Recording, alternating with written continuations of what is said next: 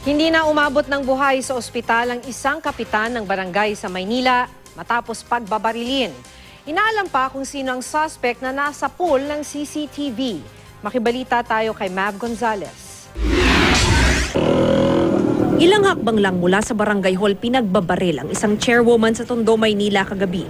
Sa CCTV, makikita ang grupo ni Chairwoman Nanita Acuña ng Barangay 200 Zone 18 katatapos lang nilang magkabit ng tarpaulin sa eskinita sa tapat ng barangay hall. Kasama niya ang barangay treasurer, isang kagawad at isang tanod. Kasunod naman nila ang gunman na naka-long sleeves at cap. Umiinom pa ng soft drinks ang suspect habang sumusunod sa biktima. Maya-maya pa, nagtakbuhan na ang mga tao sa eskinita. Nabaril na pala ang chairwoman nila. Sakto, di pa kami nakakalabas sa may kanto. 2 putok ang nakinig namin. Pagliw ko na itong chair, mabulagta na. Nasa likuran namin eh. Nauna kami nasa labas eh. Nakinig namin, 2 putok na sunod. Dinala pa sa ospital ang biktima pero namatay rin dahil sa tama sa ulo. Palaisipan sa mga taga-barangay kung sino ang nasa likod ng pamamaril.